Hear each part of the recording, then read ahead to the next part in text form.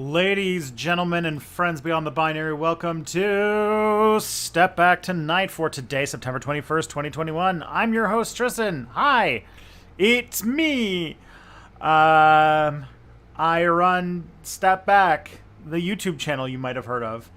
I stream on Mondays and Tuesday nights, or Mondays and Tuesdays. On Mondays, I do a 12 till 2 European time-friendly stream called the Monday Discourse with Mia Mulder. And on Tuesday nights, the show you're watching right now from 7 till 9, I do Step Back Tonight, where we go over the news, maybe look at some stuff, answer some questions, and then we just chill for the rest of the time. And there is not a ton of news to chew on this week's, and also not a ton of questions. So might just be chilling with you guys for a good portion of the night tonight. So yeah. I go by he, him pronouns. You can find my work at stepbackhistory.com, and if you want to support my work, you can do so for as little as 84 cents a month over at patreon.com/stepbackhistory, and if you do, you get to see videos early and with no ad break or no sponsorship break, both. If you have an Amazon Prime, you can also get one free Twitch Prime subscription per month, which if you support Step Back, you're helping me out at no extra cost to you. And if anything, you're taking money away from Amazon and giving it to me. So that's cool. And of course, beyond those things, any, super chats, Twitch bits, subscriptions are all very welcome.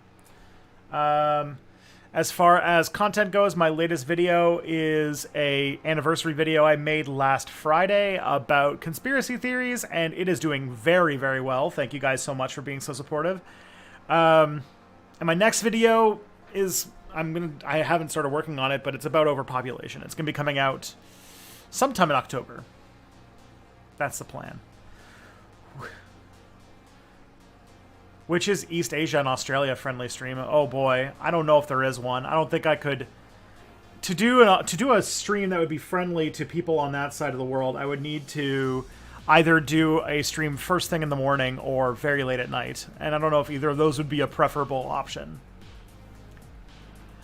Yeah. I've got a link here, stepbackhistory.com/stream question. If you have questions you want to submit to the stream, I'll put a link in the chat for you. So if you have something to submit it. I might go through them tonight because we only have one user submitted question for tonight. So that's a thing. Yeah. So and also, if this is your first time here, please make yourself known in the chat because we have a really active and cool chat community, and I want you all to, hang out and have a good time while I dance for nickels.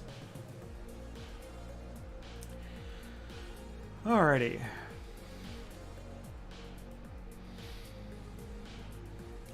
What do I think about Australia getting nuclear-powered subs? I don't really think too much about it at all. Like, nuclear-powered subs are fine, I guess. Australia, UK, US alliance, and France been pissed off. Yeah, Canada's pissed off because Canada got left out of it, apparently. And one of the things that Jagmeet Singh ran on that I did not care for was trying to get us into that deal. Because I really don't want to be part of Cold War II. And this is a chance for us to not be lapdogs of the United States in such a conflict, so that'd be great.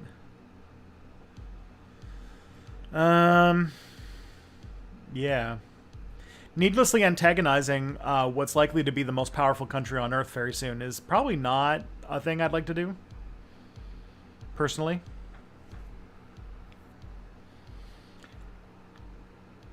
I know it's a history channel, so you probably do. But do you remember the 21st night of September? Like tonight? I'm not sure what you're referring to, honestly.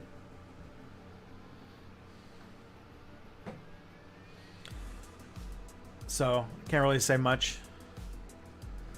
All right, let's look at our first article tonight. This is the Canadian election stuff.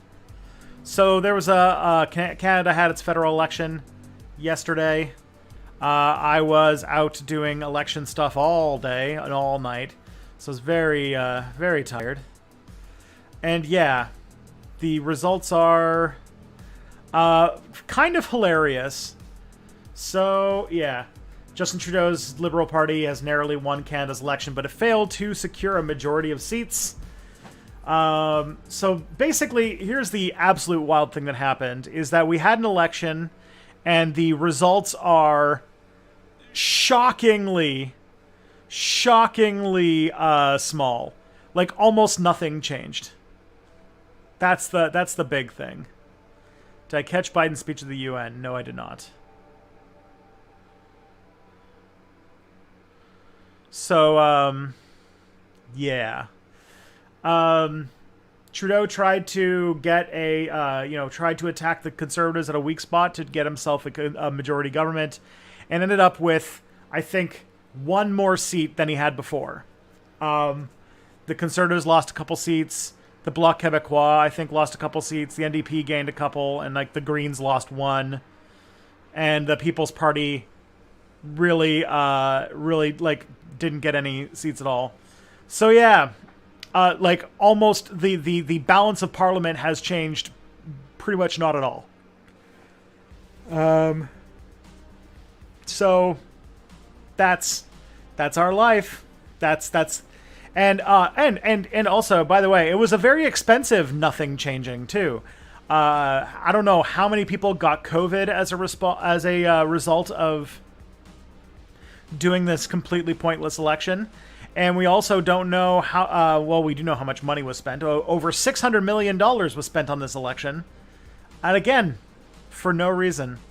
And the worst thing is, because we're back in a minority government, it means we'll probably end up having another election in like a year and a half to 2 years. How are right-wingers in Canada coping? I mean, the main thing that the only way that the right-wingers in Canada are coping, the main thing that sticks out is that they're, a lot of like the conservative, like mainstream conservatives, are considering the situation they're in and saying that actually preventing Trudeau from getting his majority government was essentially like they consider that a win. So there's that, I guess. I don't know what Rebel News did. I don't know what the People's Party's been like. I know that Maxime Bernier lost his own seat again, which is nice. And yeah, who knows? I think there's like the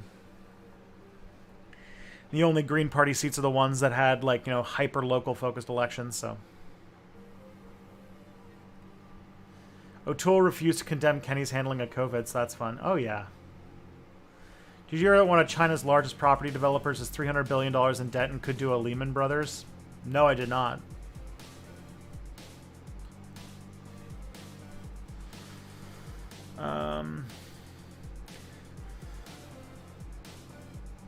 So glad that anti-vaxxers are not going to be represented in government. I mean, I guess. They never had a strong chance of winning in any place. And like, my guess is that if the Conservatives, the Conservatives are probably going to do a merger with the People's Party at some point, because when the right get in line when it comes to power, they understand how to change things. That's why they basically run the world now. So the right know that when they are down, they unite and get together and win elections. So they're probably going to either merge or something like that, which would mean that a lot of like Maxime Bernier and like his cohorts are going to have to be coaxed into the Conservative Party in order for them to, get back their former glory, because they lost with the majority of seats again, which sucks. I don't know why the Conservatives haven't come out for electoral reform, but, whatever.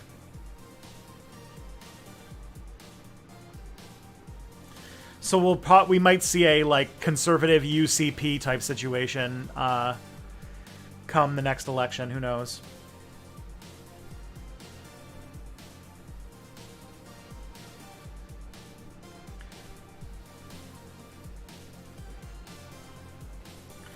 I've read that the Ministry of Health estimates that only 3 to 5% of the population are anti-vax. Yeah, I believe that because there are a lot more. I think that the anti-vaxxers have been used sort of as a foil to explain away low vaccination rates in a way that doesn't require the real things that you need to do in order to get the vaccination rate higher, which is like having a strong public healthcare system, having paid sick leave for vaccine side effects, having a good public transit so that you can get to your vaccination centers, and giving people just the time off to actually go and get it and recover. But those aren't answers that neoliberals like, and so it's much more easy to dismiss them all as anti-vaxxers and these reactionary wackos than deal with the systemic problems of capitalism that are causing it to happen.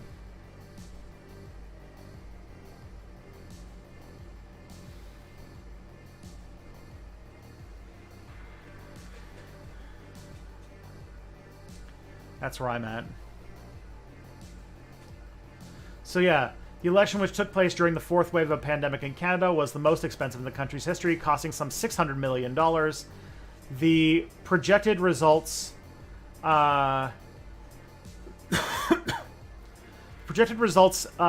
suggest Parliament strikingly similar to the one elected 2 years ago in 2019. The snap election call, sending Canadians to the polls for the second time in 2 years, has widely seen as a bid for Mr. Trudeau to secure a majority government, and he struggled to explain why a campaign was necessary. Conservative leader Erin O'Toole suggested it was a waste of time and money, which is true. Canadians sent him back with another minority government that cost us $600 million and deeper divisions in our country. Mr. Trudeau maintained that the election gave the incoming government a clear mandate in moving forward. But over the course of the campaign, he struggled to convince voters of the need. Oh, the other thing, too, is that they formed a government with the lowest popular vote in the country's history, actually coming in second in the popular vote, and the Conservatives getting something like 3 or 4% bigger popular vote percentage than the Liberals, while the Liberals having clearly more seats. Just to show that, yeah, Canada does that shit, too. Let's see. But over the course of the campaign, he struggled to convince voters of the need for an election, which also coincided with rising COVID-19 cases due to the Delta variant. Separately, he was also heckled by anti-vaccine protesters on the campaign trail, with some shouting they would refuse the COVID jab. While questions will inevitably be raised about Mr. Trudeau's political future, Liberal MP Pablo Rodriguez told journalists early in the evening that no matter what the outcome, he had a 100% confidence in him as Liberal Party leader. Although this is a little bit, and all the members of the party do as well.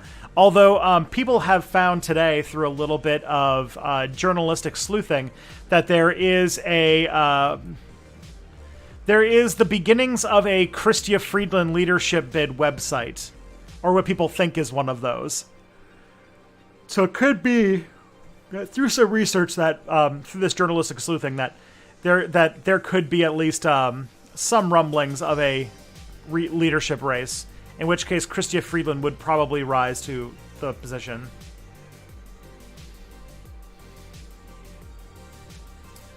How did other parties do? The country's left-wing New Democrats, which ran on a tax the ultra-rich message with leader Jagmeet Singh, tried to tap into progressive voters frustrated with the Liberals, looks to have picked up a small number of seats. Vote counts will continue to trickle in over the coming days as election officials tally through roughly 1 million mail-in ballots cast this election, and current seat tallies are still to be finalized. For the Conservatives, the result is a disappointment for new party leader Erin O'Toole, who ran on a centrist message in a bid to expand the party's base of support.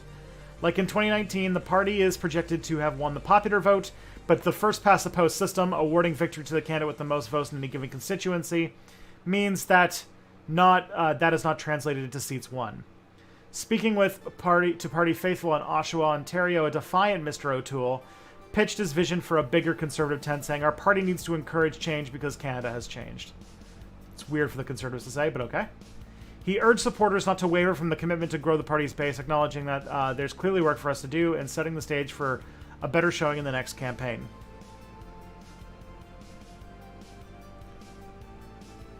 Can you explain the election calling process to us Yanks? What do you mean by that? What do you mean by election calling?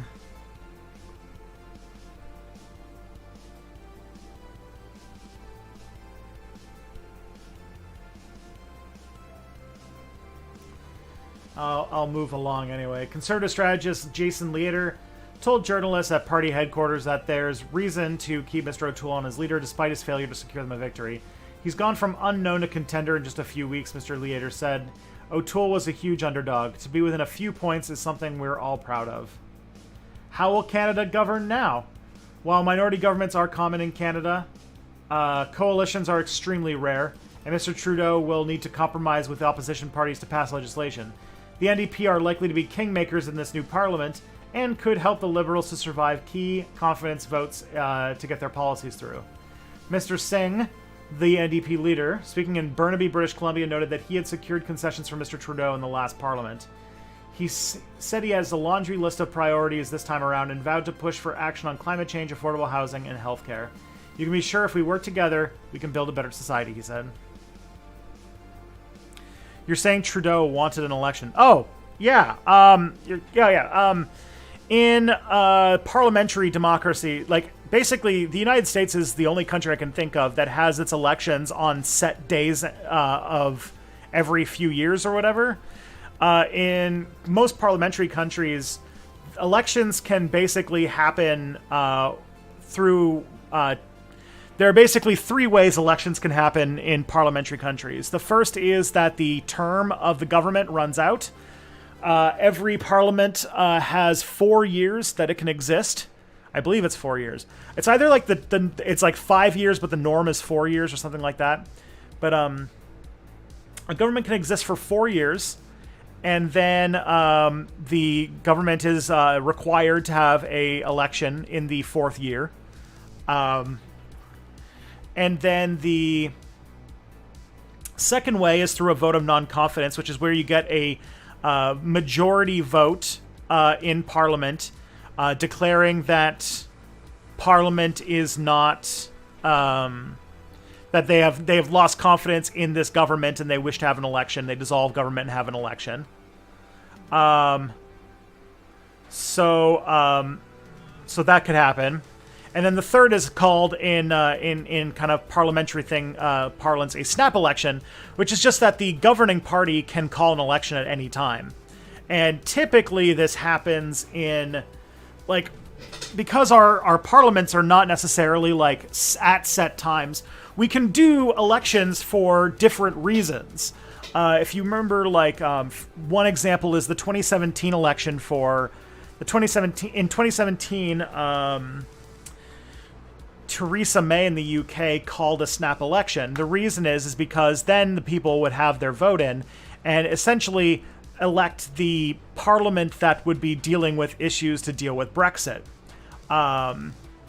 In this case, Trudeau's argument was that this election, we needed to have an election so that we could have a clear mandate to figure out what the future of Canada will look like after COVID. But everybody knew that it was because the Liberals were up in the polls and he wanted to secure a majority government. Because when you have a majority government, you don't have to work with other parties to pass legislation. So there's that. Snap elections are typically they're typically they're not common. Snap elections are typically if there is some sort of major issue that governments that a government needs like a major thing that the government needs to kind of refresh and get a mandate from the people in order to go forward with something big, or more often they're just considered naked power grabs. So, yeah. Do our Canadian friends feel like this parliamentary system works well? Well, I mean, electoral reform has been a major part of Canadian politics for the last decade and a half or so. There was a long time, like the 2015 election was almost about electoral reform. In 2015, the Liberals ran on moving to a single transferable vote, which is sort of like the ranked choice ballot. The NDP run on a proportional representation vote, or wanting a proportional representation system, and the Conservatives run on not changing the system, which is kind of hard for them right now because now they are losing elections with a lot more of the popular vote. So this has been a hot button political issue, and yeah, most people hate the system, but the Liberals, because the Liberals are everyone's second choice, and they manage to do this trick where they convince everybody to vote strategically for them out of fear of a conservative government, they never change anything because they essentially have Canada by the balls under this system. So that's why the Liberals have run Canada for about 70% of the years that it has existed, or something insane like that.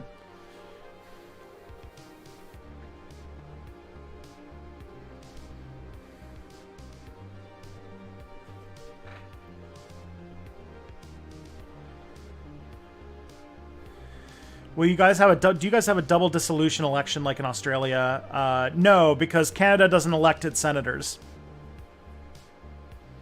Our senators are appointed by the Prime Minister. Have I heard about Haitian immigrants being whipped and caged in cases, or in Texas? I did hear about it. I don't know much about what happened though.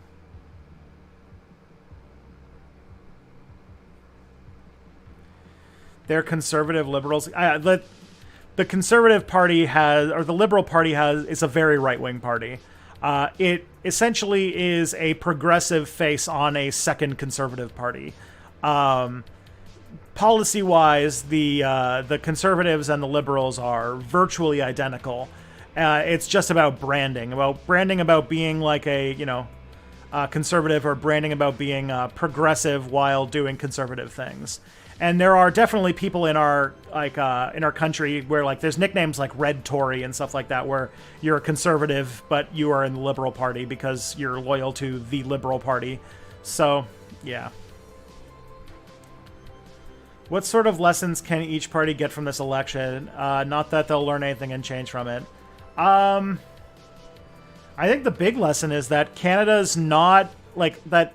If anything, it's like the Liberal death grip on Canadian politics, while still connected, is weaker than it used to be. I think the Liberals, the Liberal Party has this. They have this system, or they have this belief. They literally call themselves the Liberals the Canada's natural governing party. That is literally a word they use. Where they think that essentially the Liberals are the governing party of Canada, and that anything else that happens is some sort of mistake or aberration. They've also had They also have a political theory called the Red Machine, which is that the Liberals that the only reason why there are ever non-liberal governments is because the Liberal Party broke down, not because of any other party doing well. And that as soon as the Liberals get themselves back, in fighting form, then they'll be back in a majority government. Somebody says that hubris is intense. They have, the Liberal Party is the party of hubris. That is, if there is any ideology of them, it is just sheer hubris. And they are, and the thing is that they have only had one majority government since 2003 now, I think. And their ability, and that is the 2015 to 2019 period for Trudeau. So I think that if there's anything that we're learning is that even with COVID, the Liberals were not able to secure a majority government. And that it is possible that like the years of just like, back-to-back liberal majority governments with each prime minister, like every liberal leader changing hands every 10 to 12 years or whatever, is just not going to be a thing anymore. And that, this election the liberals won, but that wasn't guaranteed. They were looking pretty bad a little bit earlier in the election. And that it's obvious that the Canadian people want a whole bunch of different things. And that the country's a lot more divided and cares a lot, and are a little bit over the liberal aristocracy. So we'll see where that goes. And also, I think that the big thing is that we need electoral reform like yesterday, because this election system is so fundamentally broken. And we're if as long as we stick with first past the post, and as long as we refuse to do coalition governments, we're just going to be in this endless cycle of, this endless turnover of minority governments. And whenever we have minority governments, it usually means that we're going to have an election about 1.5 to 2 years later. So we're either, and this happened in the mid 2000s as well, like 2006, 7, and 8 and stuff like that. We had a bunch of them too. Basically from, I think, 2006 to about 2011, we had like an election about every other year. And that's not going to change soon. Unfortunately. And so, unless they change the electoral process, we're going to be in a period. And the thing is, these periods where you have lots of elections like that back and forth, where you can't really put together a governing coalition, those are kind of considered periods of political instability. And we're not really going to be able to stabilize, because the liberals want to stabilize with just them being back in charge. But I think at some point, we're going to have to figure out something new, because the sort of old way is not working anymore.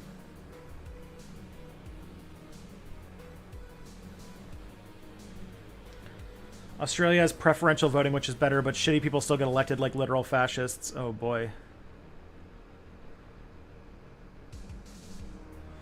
Yeah, I think, like, the thing is, Canada should have proportional representation. I feel like, given how regionally different and how diverse ideologically this country is, that we really, really, really need the variety of voices. And the Liberals are against that. They want their electoral. First of all, they wanted to do. They said they campaigned in 2015 on doing electoral reform, and then didn't, because they just didn't. They lied. It was a straight up lie to get people to vote for them. But even so, they were pushing for the transferable vote, because the Liberals are everybody's second choice, so they know that if we got ranked choice voting, they would essentially always have majority governments forever. But I think that, yeah, like, and also the weird thing is, like, everybody that I talk to, like, even like the weird folksy boomer people in this country are like, I just think all the parties should work together. They should learn how to compromise and work together. And I'm like, yeah, proportional representation would result in having to form governing coalitions, so they would have to work together. But yeah. We can't make that change. Not yet. So yeah. So this is, I guess, the result they're looking at right now. So you can see the Liberals got 158 seats, but not enough for a majority government. Conservatives got 119, despite having a higher thing. And we got Bloc Québécois with 34, which are, yeah, this kind of like weird mustardy color for some reason. The NDP are like this bright blue, which is, yeah, these colors are usually swapped. And then you got the Greens with only 2. Yeah. The night saw setbacks for both the Green Party and the People's Party of Canada. New Green leader Anna-Marie Paul was badly defeated in her efforts to secure a seat in Toronto. Actually, I used to live in that riding. Toronto Centre is where she ran. And apparently the Liberal candidate in that riding won with like 45% of the vote, so it was like not even close. Yeah, actually, let's see.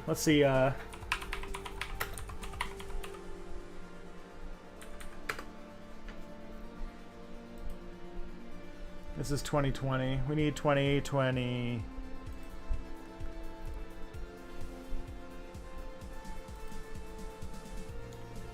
Yeah. So this was last year when they had a special election because what's it called?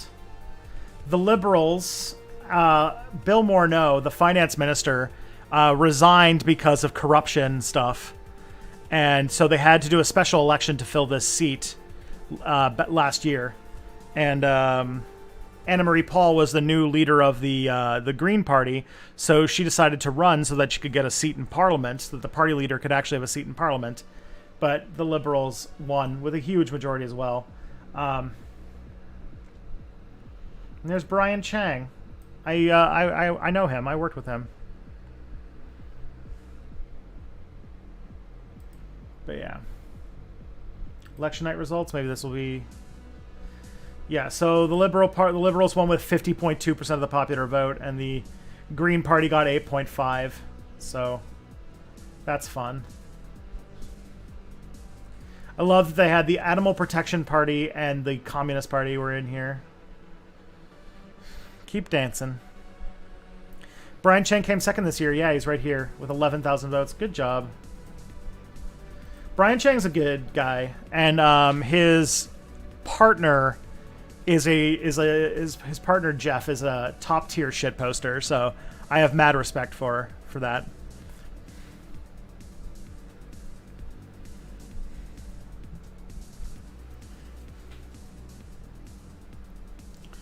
So the last night, Green Party.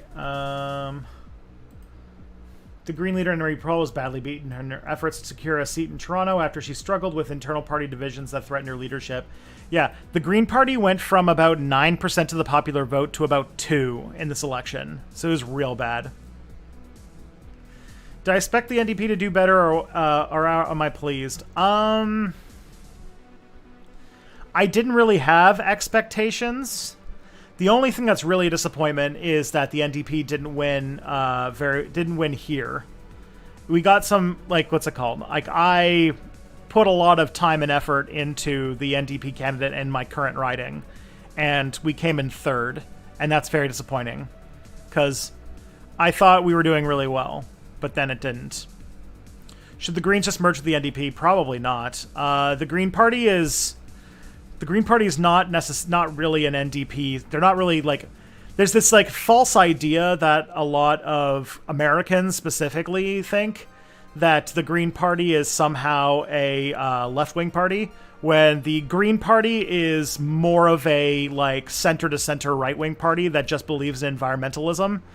You can even see from like the voter breakdown of like people who voted Green in 2019, who they plan to vote for this year.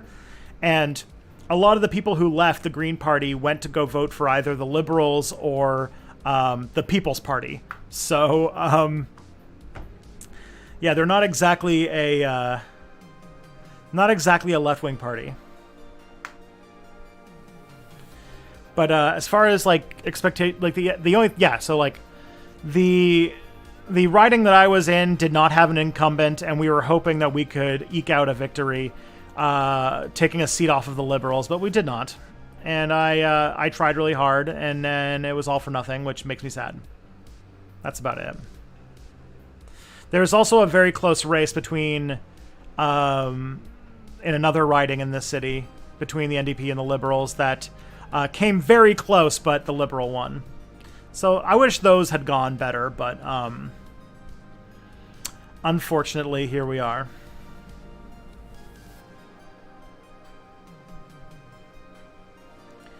It's great to know. Thanks. CBC's Vote Compass has them really close to the NDP. Yeah, I have no idea why. It's completely incoherent. The problem is that it's not so much that they're like a right-wing party, but it's that the Green Party is essentially just devoid of many political positions that are not environmentalism. Like they're literally divided on like eco-socialism versus eco-capitalism, and like on every other major issue, they have no like official stance on anything. And so their membership is just like all over the ideological spectrum on different things. Anna Marie Paul, like the Green Party used to have 3 seats in Parliament before the like just about a year ago, but then Anna Marie Paul, the new leader, decided to support Israel when it was like utterly what's it called? It was just like just bombing the shit out of Palestine last year.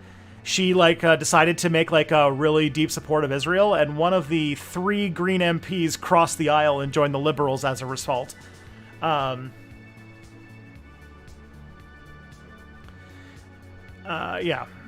They have 2 seats in Parliament, and the only reason they win those is because they run hyper locally focused campaigns. One of them, I don't know what one of them is, but one of them is Elizabeth May. And Elizabeth May has like just like her own little fiefdom in this one area of Vancouver, and that's it.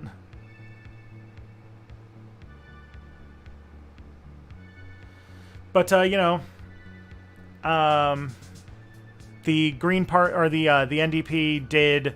The NDP got more seats than they got in 2019, which I guess is a victory. Yeah,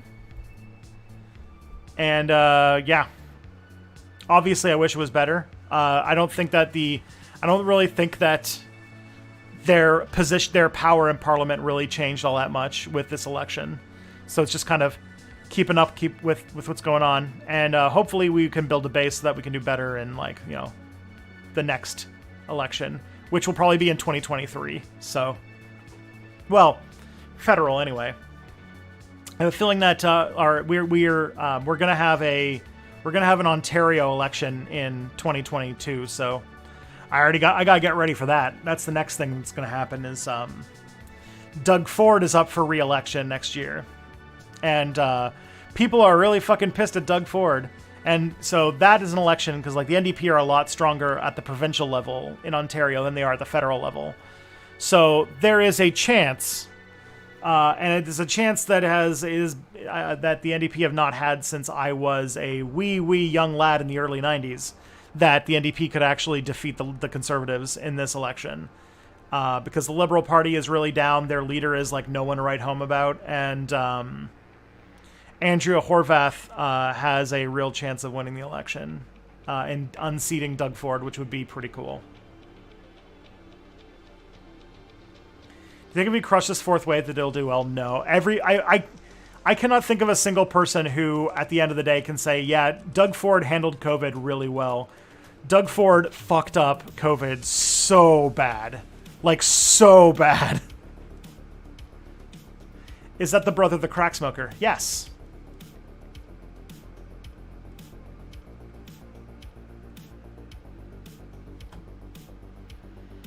Or a former crack smoker, because Rob Ford is now dead.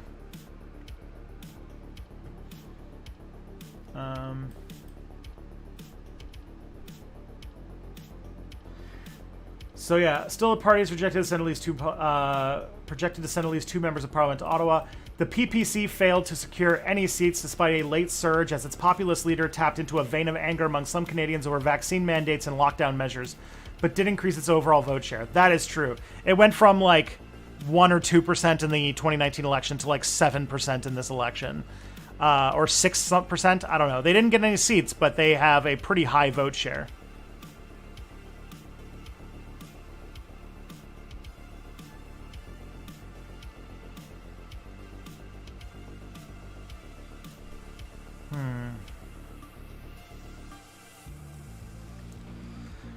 Are you saying I shouldn't have voted for the People's Party of Canada? I thought people sounded pretty left, and I like purple.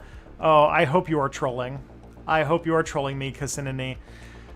Yeah, that's a weird thing about the People's Party of Canada is a far-right fascist party run by Maxime Bernier, who has essentially been focusing this entire campaign on like anti-mask and anti-vaccine shit. The thing, though, is that if you think of the PPC voters as disaffected conservatives, that it is fairly likely that the PPC probably cost the conservatives a government this time around, which makes me think that the conservatives are going to have to do some soul searching, because they either have to embrace, like, they can't seem to crack into these like sort of moderate liberals, so. They like this election was basically like imagine if during the 2016 primaries, Jeb Bush won the primaries and Donald Trump lost but had a significant following, and then Donald Trump decided to start his own political party that got about 6% of the popular vote and wasn't enough to win the election, but was enough to cost the Republicans the election. So you have to think about what the conservatives are going to do at that point.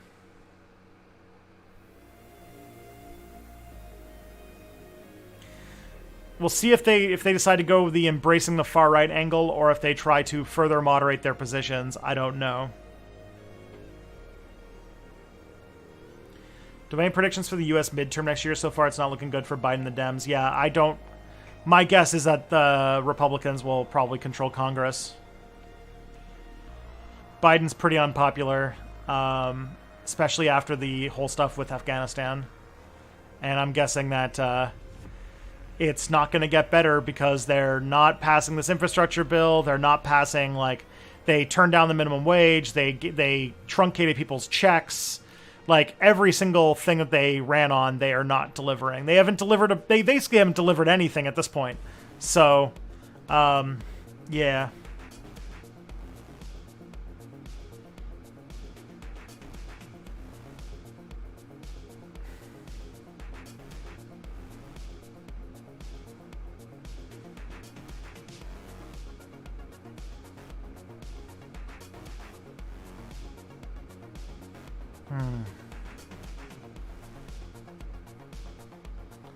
Anyways, that's our first story. Canadian election talk. The second story I got is just Amazon factory towns. So I haven't, by the way, this is Bloomberg and this is like for it, but I saw this article title, this article headline, and I was like, this is so stupid, I must read it. So I want to find out why Amazon's new factory towns will lift the working class. Because as a historian, I have deep doubt.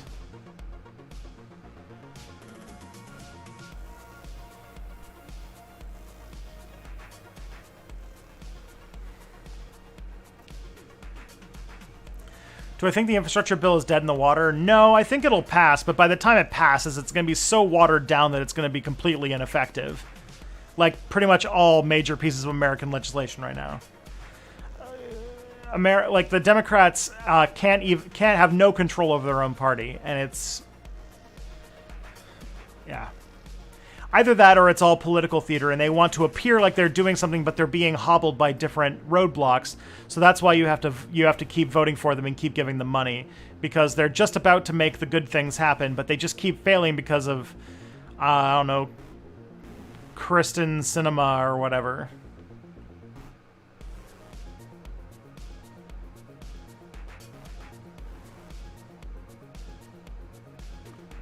Now let's see what this article's about.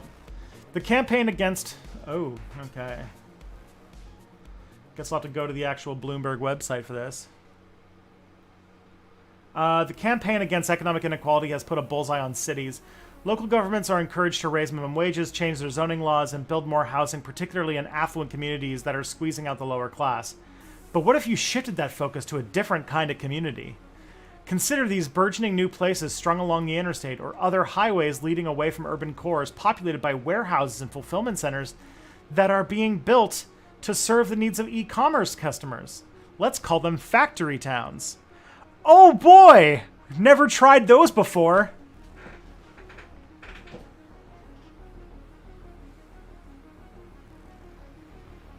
Um,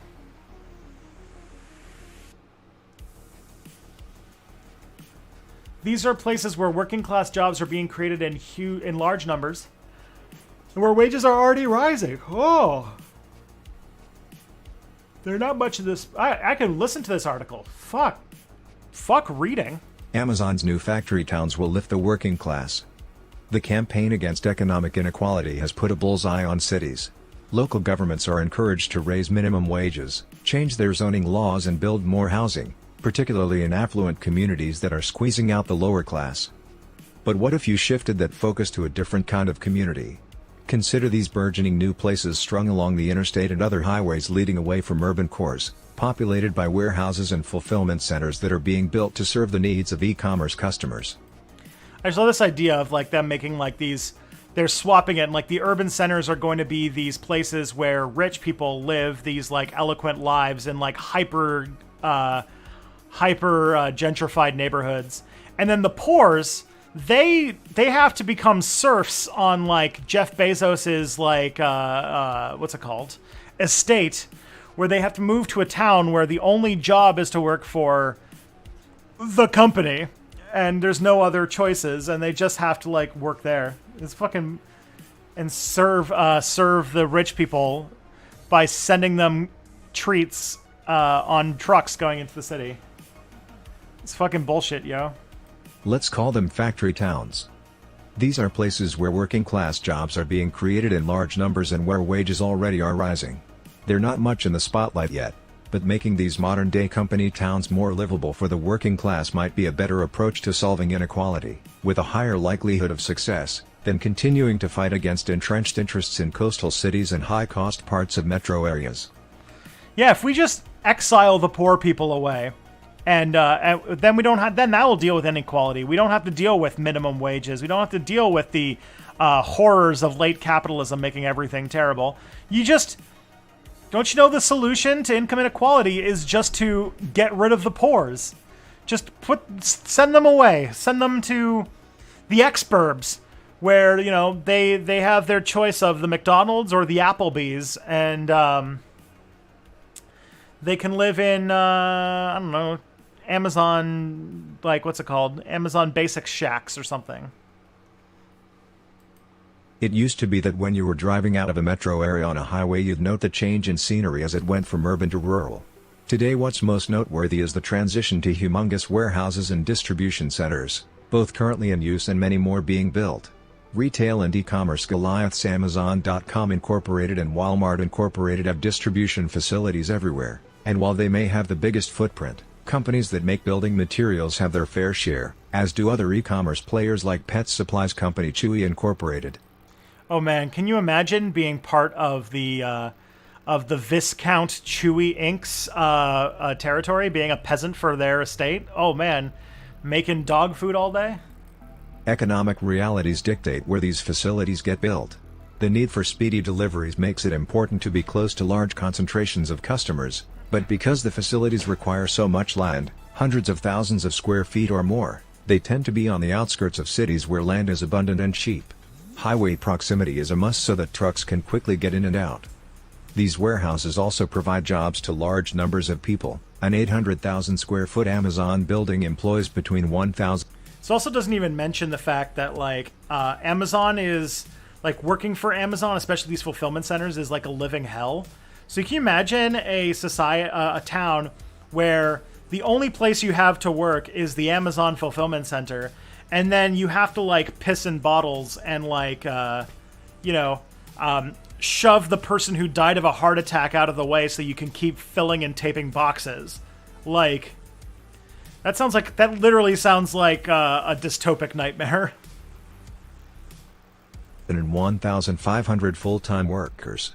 So when you have multiple large warehouses operated by different companies packed along both sides of the highway in close proximity, you can be talking about a cluster employing many thousands of workers.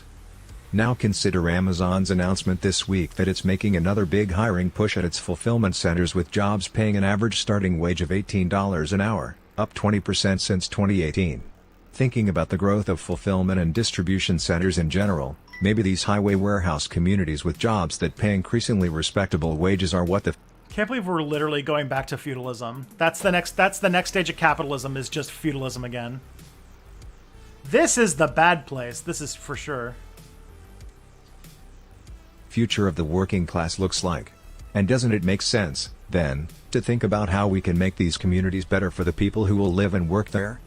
It starts with making the jobs as high-paying and safe as possible, whether that can be done by running labor markets hot, or perhaps with unionization or the threat of it. If these sorts of jobs get to an average wage of $20 an hour, then a household with 1.5 full-time workers, and it would make $60,000 a year with benefits.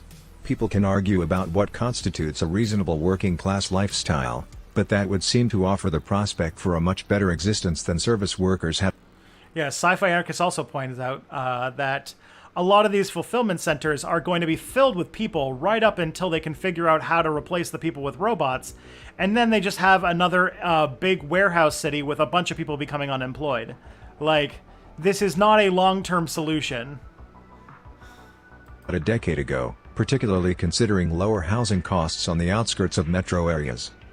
People can live close to work with shorter commutes, plus the possibility of employer-provided shuttle buses, when their jobs are in a cheaper, less crowded part of a metro area. If there's a push to increase density by building affordable apartments or townhomes for workers, there's less likely to be wealthy homeowners mobilizing to stop it, since those sorts of homeowners probably will live closer to the city core. I have another possible solution. How about fuck those people? Fuck those NIMBY bastards. Like, I don't know why, like, this is because it's Bloomberg opinion, but maybe that should be considered. Maybe the opinions of rich people should not dictate literally every decision we ever make. I know that that's a controversial take in our day and time, but just maybe rich people should not win every single fight. Like, maybe they can lose, like, a couple. I think they'll be okay.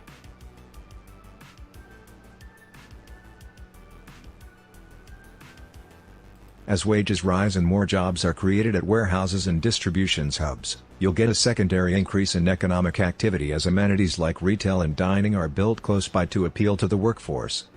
These new factory towns will presumably have new issues that need addressing, such as adequate amounts of housing, schools, and healthcare facilities.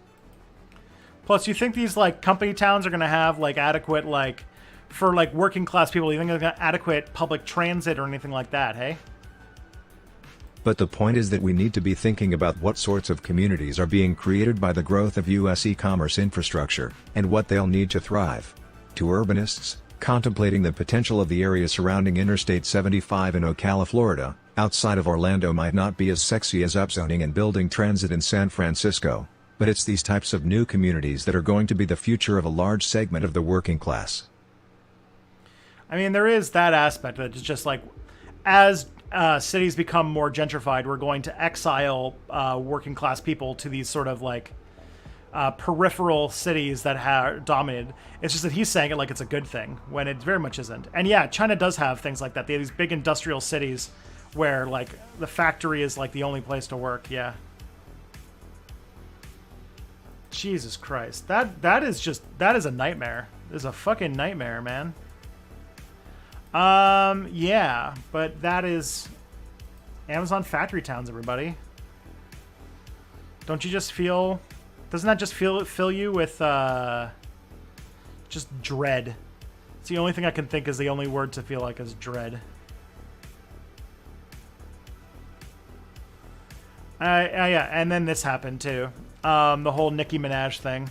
I don't know too much of what's happened except for the fact that Nicki Minaj is into anti-vax bullshit now and believes the testimony of her cousin's friend who most definitely got an STI rather than like the entire medical profession. So that's fun.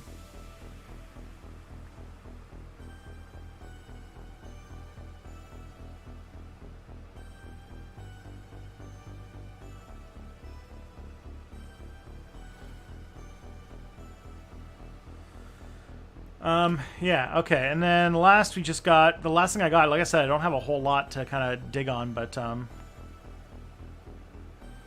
want a link to the Bloomberg article? Sure.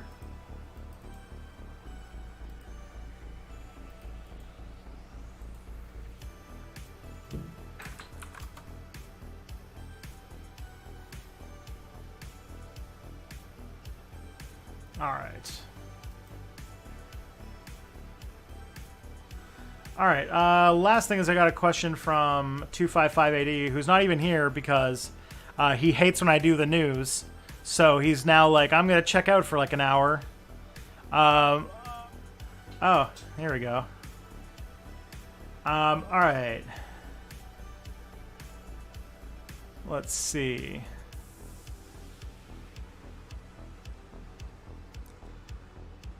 Let's see. A couple years ago, Trump said some shitty stuff about the women he allegedly assaulted, and she sued him for defamation.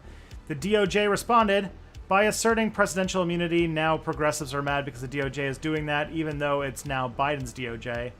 The Lib Legal podcast, however, said that Biden is an admin, that the Biden admin needs to defend the idea that the president can't be personally sued. If AOC was president, would you want her to constantly have to respond to right-wingers attempting to sue her, is the thing they asked. That is a stupid argument, because the president's always being sued several times by lots of people. That's why, like, that's one of the many reasons that they have an entire, like, you know, the president has, like a major attorney and everything, an attorney general and stuff. Like, I don't, yeah, no.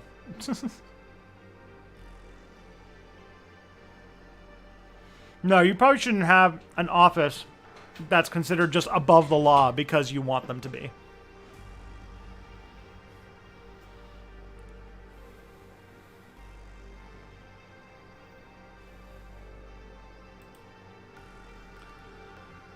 Hey, thank you, Hugo Castellanos, for the $5 super chat.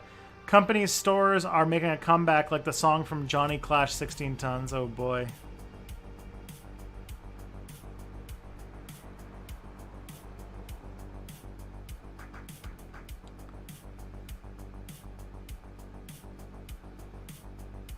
Yeah, I'm not down for, like, the divine right of kings, and I do think that everybody should have the right to be sued, regardless of whether or not they're president.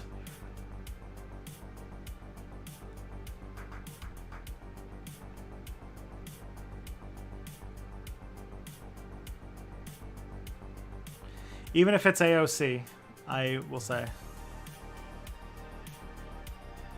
Should I live when I say I love your video on the swastika? Thank you, Third Eye Survivor. Alrighty, though, but that is all of the notes that I've got. So I'm going to take a quick washroom break, and then I will come back for the back half of the show. And we're just at an hour right now, so yeah. And for the unfortunate people on Twitch, I'm going to, I think I'll do a commercial. Because it's only for a minute, and then I'll be back. But yeah. Okay. See you in a sec.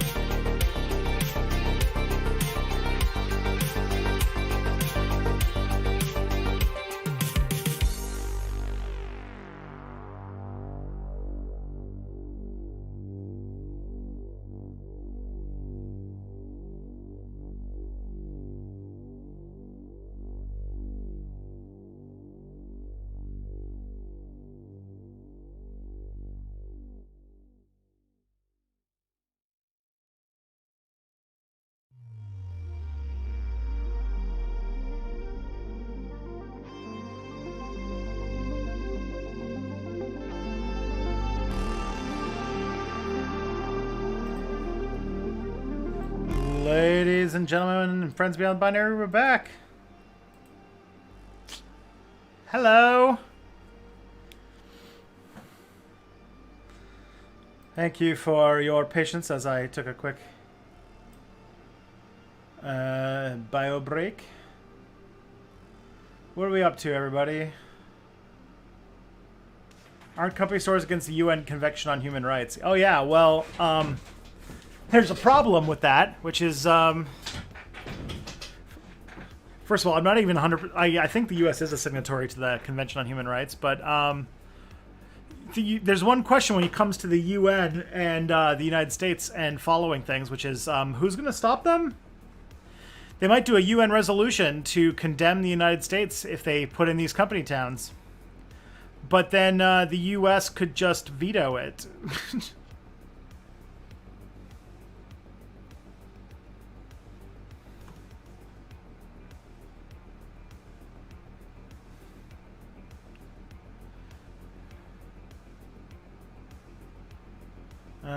All right.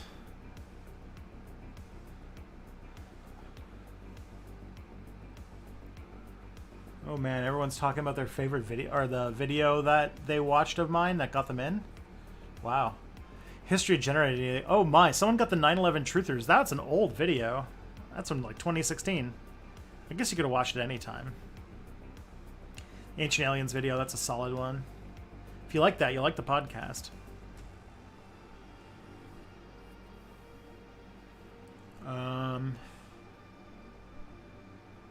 Maybe they'll pull a Japan and just leave. Oh, man.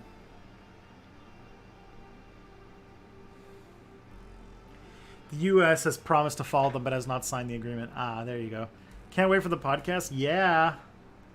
Comes out on Tuesdays, so 2 weeks from today, we'll be getting the first episode of It's Probably Not Aliens. And the first episode, I think we recorded back in, like, March, so it's like... if I remember correctly, it starts with a two-parter on the Fermi paradox. So, if you like me talking about stuff, it's pretty fun. What podcast? I am starting a podcast called "It's Probably Not Aliens." It's not currently up on the stores. It will be on the what's it called? It will be on October 5th. But yeah. It's a podcast where me and Scott Nicewander from NerdSync are going to look into claims of pseudoarchaeology, focusing mostly on ancient aliens and the the ancient astronaut theories. And while I am responding to their statements, I also come with a bunch of history and archaeology and issues revealing about different cool things about those different topics. Yeah, and also we've recorded 15, 16 episodes, and I've got notes for about 3 or 4 more, so there's a lot of content to come out, so that's exciting.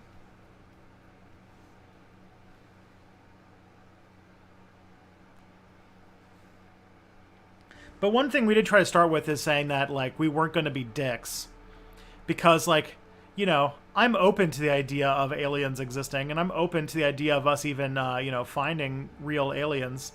It's just that, these cases are not super convincing.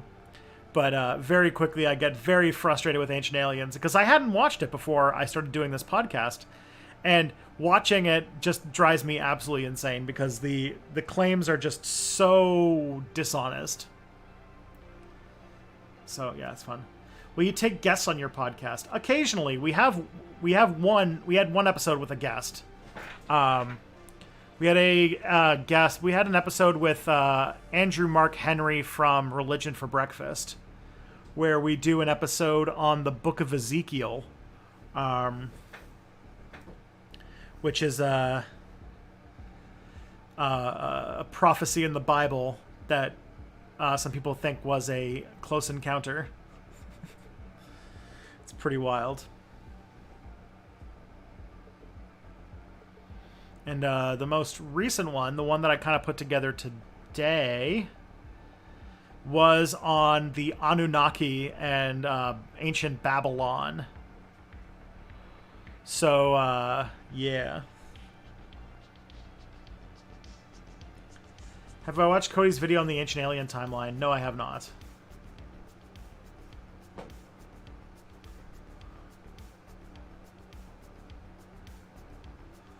But I have been thinking about... We have been trying to see about getting other guests as well. It's just, you know... when I come across a topic that feels like it calls out for a specific type of guest, then I might go for it. I have like a dream list of some guests I want to get, especially for some certain topics. Like, if I ever do anything on the... If Ancient Aliens ever gets into the Nephilim, I think I've got Trey the Explainer ready to go for that one. And I want to get Dale Kingsmill in for something to talk about mythology.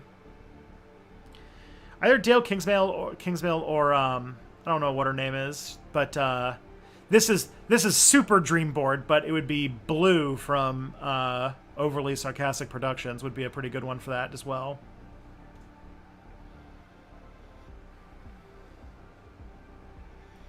But yeah, Trey and I are solid. Alternate history up as a guest? I don't know. I can't think of a topic that he's super knowledgeable about, except for alternate history fiction. So, like, I'm trying to get like guests that know a bit about a subject that we're covering. That's the idea. Are international organizations ever effective? That was a reason behind the Bastards. Robert was criticizing the League of Nations, and I realized all the stuff he was saying could be directed at the UN and EU. I mean,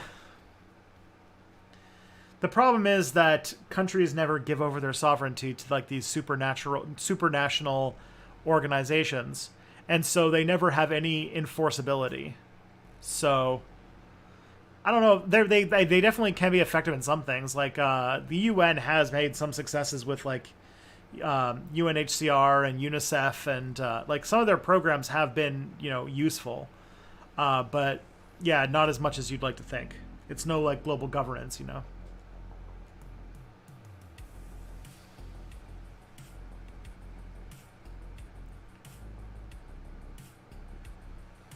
Cody basically called the ancient astronaut theory a sci-fi cult. Cult is a bit strong. Like it's I think it's a few people who are hawking very dishonest theories because it sells books. To call it a cult would be a little extreme.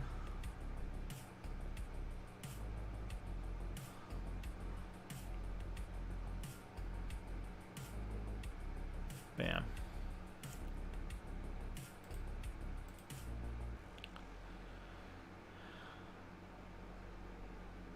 Hopefully the people on Twitch, the ad wasn't too bad. But, you know, gotta pay bills.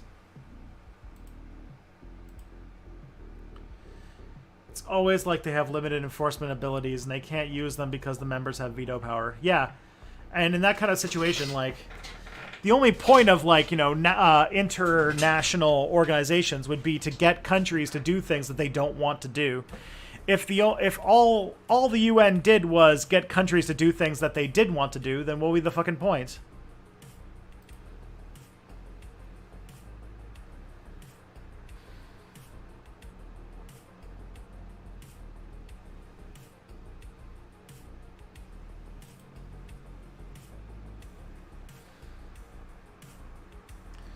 What UN peacekeeping missions have been a good thing in your opinion? That's a good question. I don't know. I don't really like. I don't know that. I'm actually not like a UN history person, so I don't actually know what missions they've done and whether they've been successful.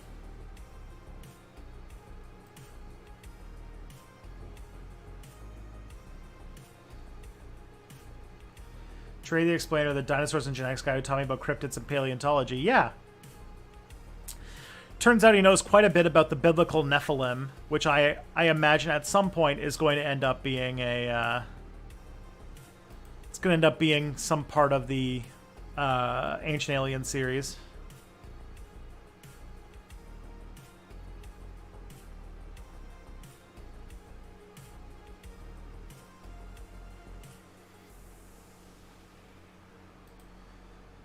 Hold on, Ancient Aliens is still in the air. Yeah, it's like on season 16 now or something.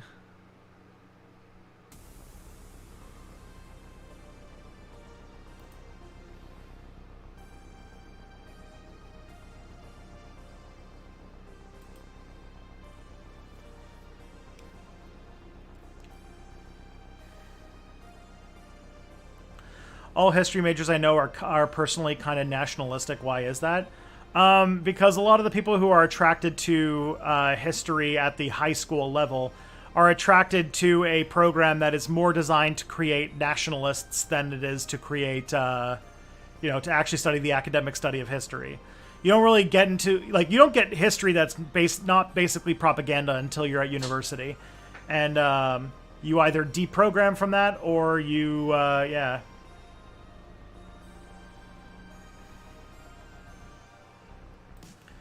Would it be better if they didn't require consensus, or would that defeat the point because some nations wouldn't join without veto power? I mean, if the UN was just like a place where all of the countries could work out global efforts, that would be good. But all of the stuff that's designed to keep the 5 big powers in charge, as well as all the roadblocks, like the lack of enforceability of anything, really just makes it so that the UN can't do anything. And and that's probably because the nations wouldn't join if they couldn't, if they could actually do anything, which makes the entire thing, shows why the entire thing's fucking pointless. What's it called? It's the ultimate symbol that the Leviathan is not a real thing, and that, John Locke is full of shit. And that the only real reason why we submit to state authority is because of the threat of violence.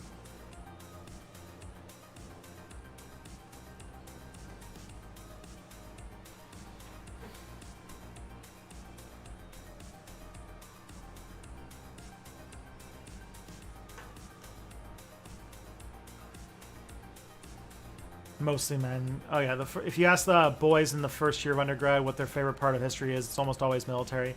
Yeah. The other thing too is that there's a weird gender swap too. The undergraduate program for history is a lot of men, and then the graduate history program is a lot more even. Because I think that is interesting. At least that was the case at my university.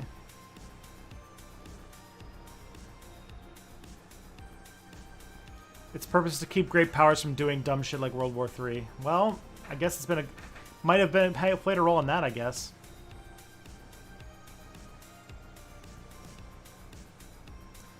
There is. My graduate history program is about 75% non-men, yeah. I think it's because to succeed at history in university, you have to learn a lot about a lot of non-military stuff. And I think that what happens is a lot of the people who are straight up nationalists who go into their history degree, they just write their papers and then they graduate and do something else. And they probably didn't like doing their history degree, or they transfer into political science. A lot of the people who are I like wars and what white men are doing in the history class, I always find they either are double majoring in political science, minoring in political science, or they change programs and go into political science. And then the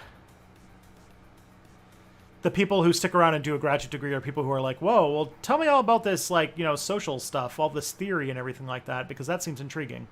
And you end up with weirdos like me.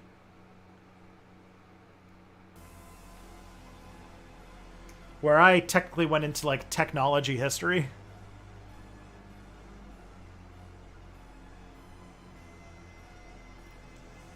Was the EU only able to get people to agree to freedom of movement because of all the members were seen as a white majority countries? I don't know. I mean, maybe. The EU, I thought, was they made the European Union because there was just a whole lot of these inter-European projects Euratom and the there's just a whole bunch of these different European-wide organizations that they were we should really just merge these all into one thing finally, so that it can work better. At least that's what I thought. So it's a result of all the Cold War era stuff that they did to try and blockade against the Soviets.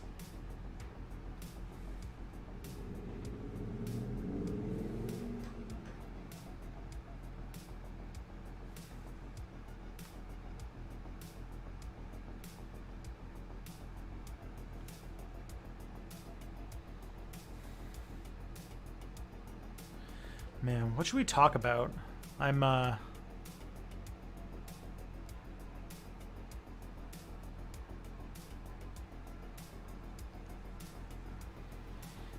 was thin on content today.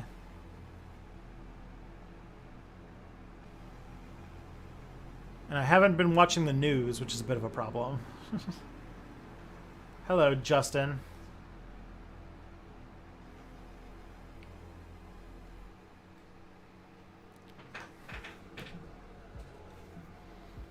Do we get anything cool? Is there anything? The news is bad for you anyway. Yeah, it's true. Could countries refuse to take part and had to include the Turks or whoever? Yeah, probably. I mean, look how much they were freaking out at that point when the Turks were even seriously considering joining the EU. That was such a huge meltdown, so... Yeah.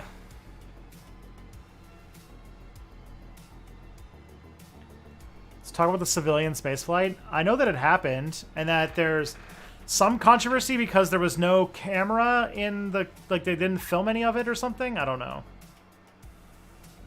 Albania joining the EU would be interesting as it's a Muslim majority country. That is true. And also, like, there's a bunch of, like, Muslim majority countries that are in Eastern Europe that if they join the EU would be interesting how they take it. Like, Bulgaria or Bosnia or... Are those all the Muslim majority countries in Eastern Europe? Is there more? I don't know. Will falling population rates cause tax rates to fall in a labor crunch like we had after the Black Plague? Maybe.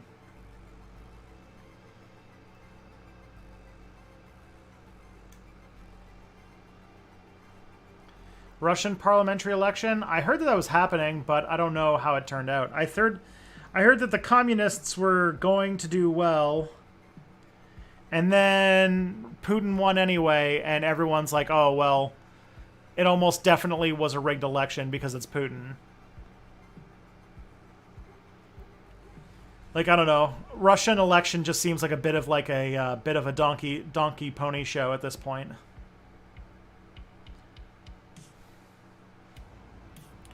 How socialist was Salvador Allende, the Chilean president who was elected in 1970? Just curious. I don't know. I'm gonna do it looks like I'm gonna probably end up doing a CyberSyn video in November, so maybe I'll have an answer then.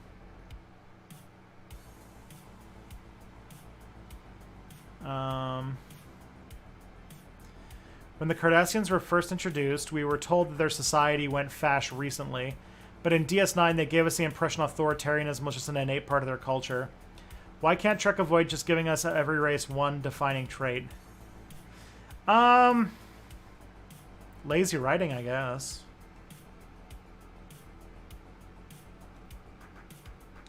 I mean, they've done it for some, like the Bajorans they spent a lot of time with, but like I guess like the idea is, if you want like the real reason, it's probably because they write especially back in the 90s, they wrote a lot of Star Trek for or 80s, like in for everything that's before the sort of like Rick Berman or everything before the Kurtzman era.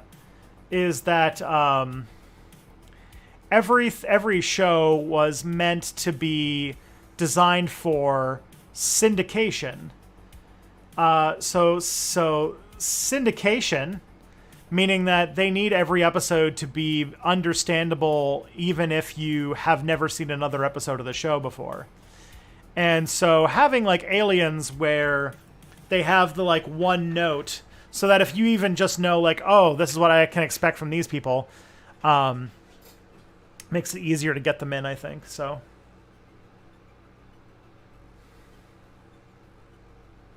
Bulgaria is only in the EU, and there's only like 8% Islam. Oh, I did not know. I thought Bulgaria was a Muslim majority country.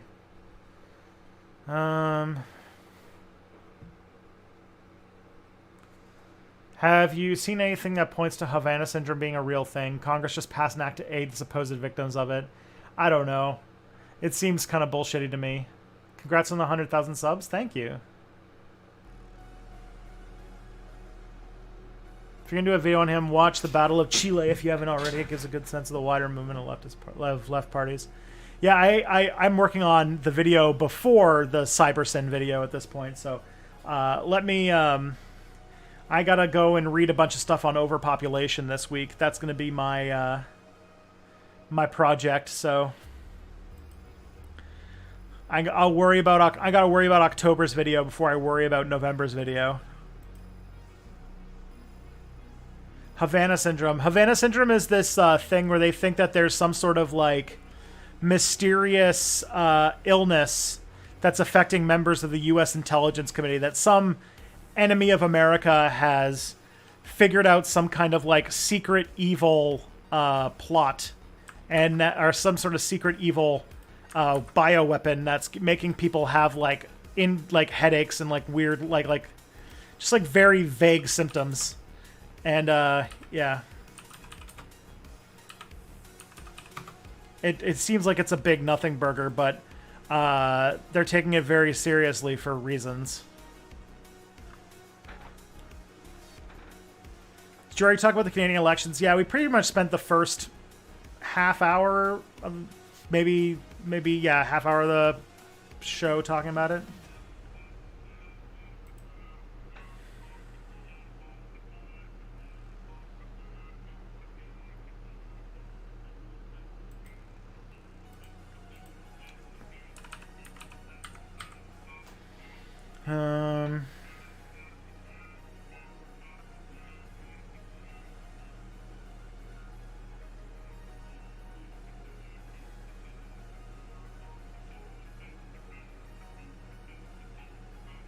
Which franchise, in my opinion, started off as the best thing ever and is the worst thing ever? Game of Thrones. Game of Thrones is the easy one. Why did you give me shit for skipping the new stuff? I didn't. I just thought I was gonna answer the question that you didn't watch my new stuff.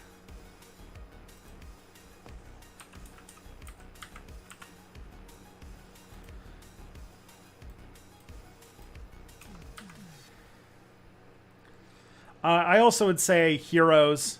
I know that that's a bit of a hot take, but I really liked Heroes. Season 1, and the writer's strike really fucked over that show.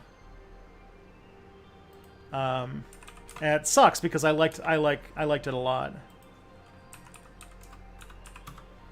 And yeah.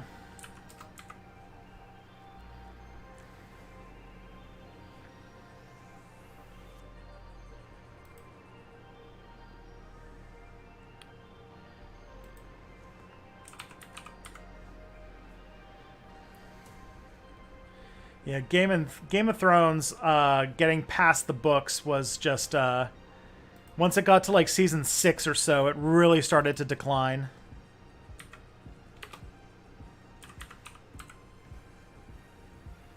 Have you been listening to speeches by the president to the UN General Assembly? No, I haven't. I don't know what it's been about. Biden makes me tired, and so I don't know. I haven't really been following what's been going on in America. The election here kind of took over my life for the last few weeks. So yeah, I guess I'll have to like figure out what's going on in the United States now.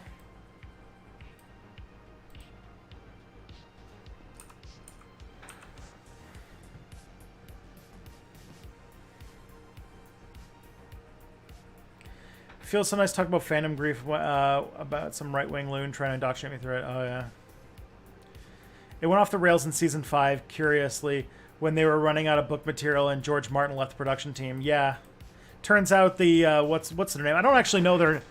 Dave and Dan? Is that their names? They don't seem to actually be that great. You said he went hated when alternate history stopped doing world-building info dumps. How do you avoid that kind of stuff thing when you're building your own D&D stuff? I don't... Like, when I develop world-building stuff, I don't dump it all very much. Or if I do, it's, like, piecemeal. Like, when I'm running D&D, I just, like, give myself 10... There's a book called The Lazy Dungeon Master that gives some things. But I give myself 10, like, little, like, tweet-sized bits of information about the world or about the story or whatever's going on. And that I can potentially drop. And I might only drop half of them in a session. But for the most part, like I don't do big lore drops. I just give them just the information that they need that is relevant. But the fact that I know the world building stuff lets me make the world feel more realistic, even if they're not like, reading like the histories and everything like that.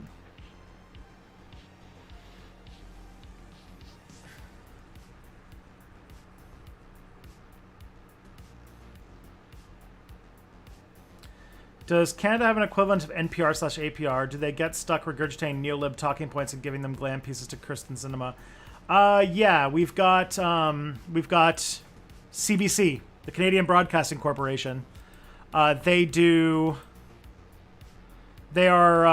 tax funded, and they are exactly the kind of thing you're talking about right now.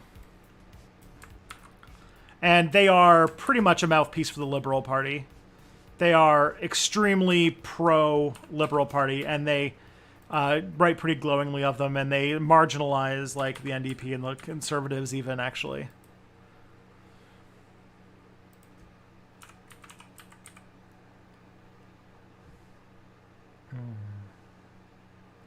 Turning point in Game of Thrones where everything went wrong was when Sansa and Ramsay's marriage and the Dorne subplot. Yeah, those parts were not handled well, which sucks because I got really excited about Alexander Siddig being cast in Game of Thrones, and I really liked the Dornish people in what's it called in the books, and I'm trying to remember who the character who played Oberyn Martell was. The guy, the Mandalorian. I can't remember his name right now. But, it was so good, and then, it did not come out well.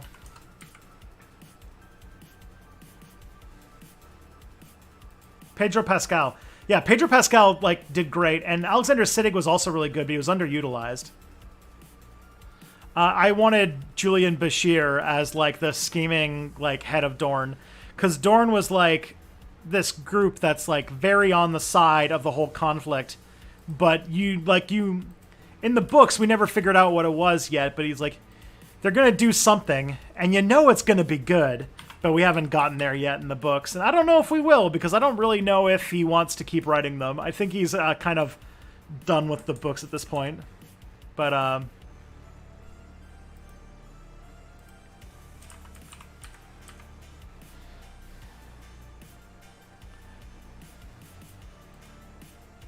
Is it only going to say that the guy who played Bashir in Deep Space Nine? Yeah, and he was in Game of Thrones as well.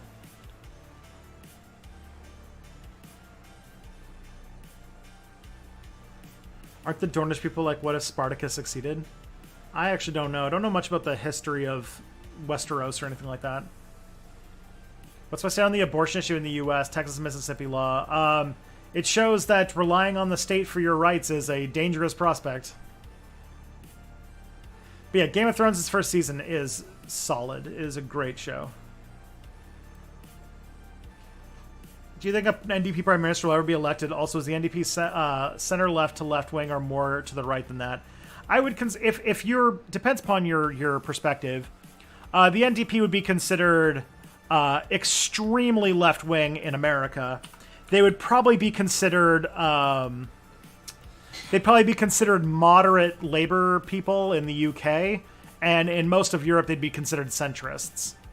An NDP prime minister feels very unlikely at this point, unless one of the two major political parties actually collapses, which I don't see happening anytime soon. So I don't see the NDP forming government outside of that, once in a lifetime 2011 Orange Crush moment.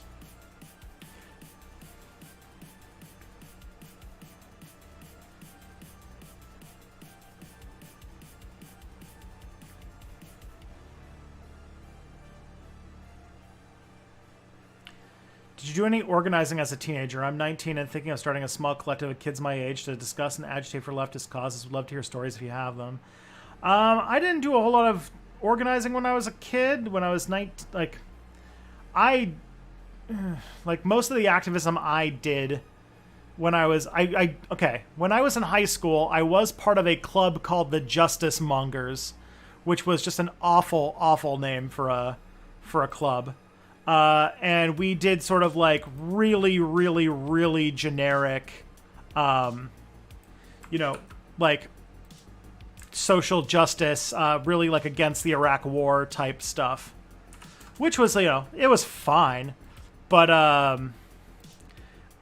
it was not super effective, and it was not like, we weren't really all that serious. So yeah, that's about the limit that I would say on that.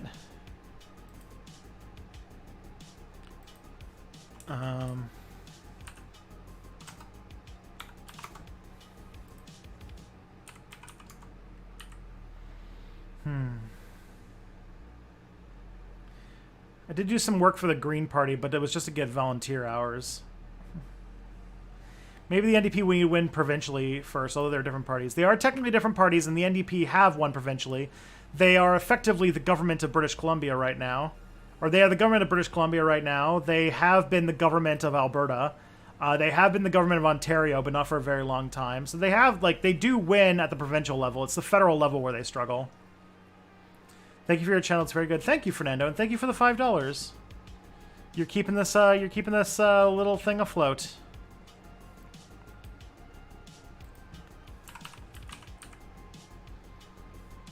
Have I heard about the book by David Graeber co-wrote before he died called The Dawn of Everything? It's coming out in November and seems like a retelling of human history. I've heard of it. I have not. I don't know any details of it, but I think it'll probably go on my. It'll probably go on my list of things to do to read in the future. So, yeah. Take over Alberta again. Yeah, well, the UCP is doing pretty poorly in Alberta right now, so I would not be surprised if in the next Alberta election, which I don't know when that would be, but if the next Alberta election results in could result in Rachel Notley getting reelected, which would be kind of cool.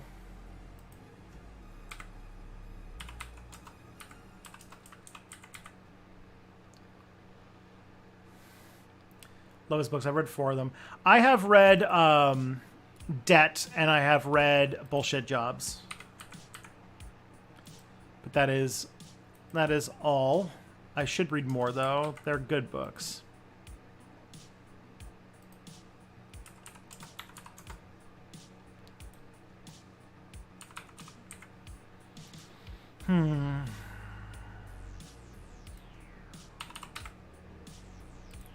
Some good music.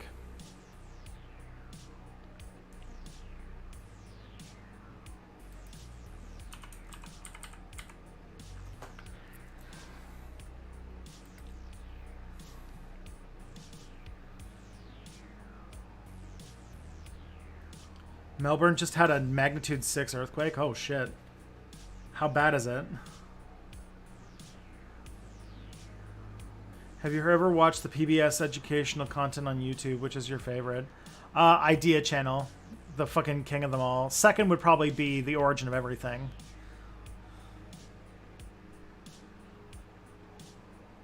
What do you think is better for enacting change? Infiltrating political parties or radical unionism? Oh, definitely radical unionism. If I had a choice of those two things, the unionism will do it. I don't think we're changing a whole lot from within. The most that we can hope for with electoralism and changing from the official channels is maybe mitigating the damage, That's my that's my belief anyway.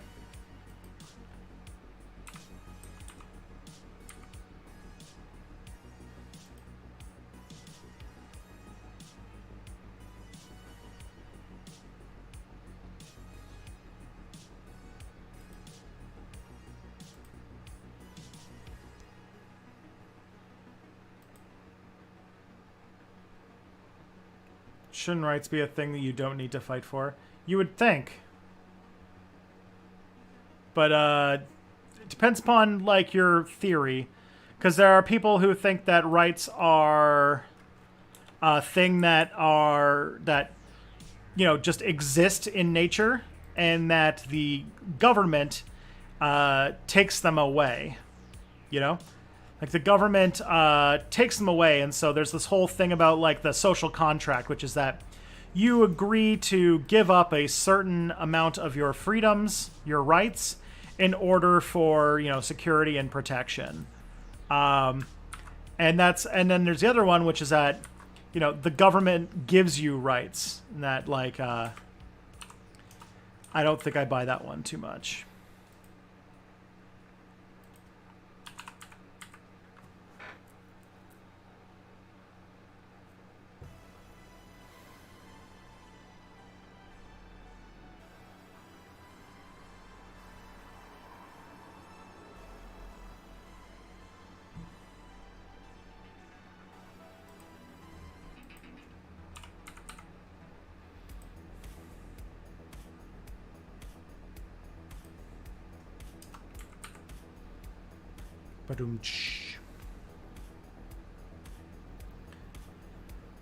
Oh. So what's this earthquake in Australia about?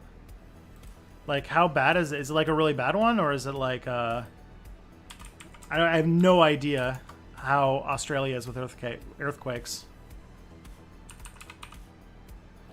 What's my opinion on schools and mandatory education as an anarchist?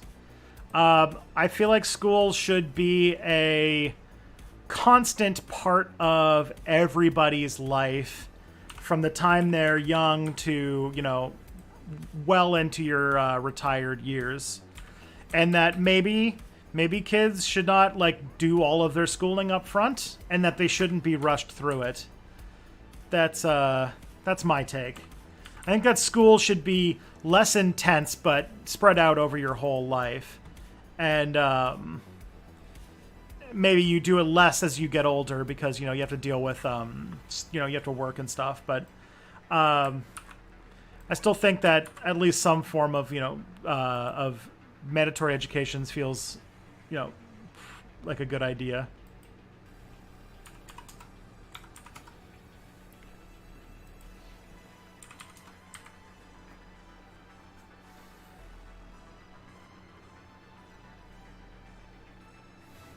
But I do think in many ways the way that we do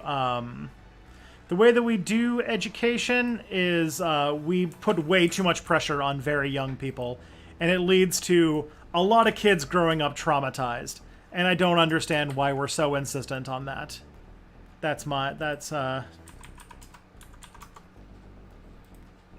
take.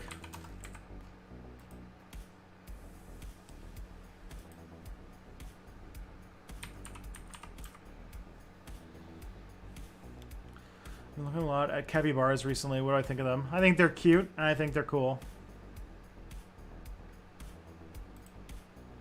It's in New South Wales. The largest earthquake in Eastern Australia. Oh, that's intense.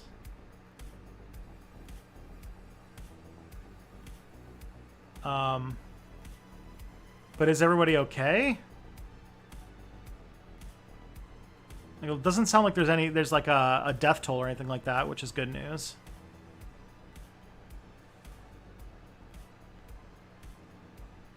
Like the way work used to be, school should be. Yeah, I think so. School should be fun, and it should be a part of your life. Because I feel like constantly enriching yourself is a healthy impulse.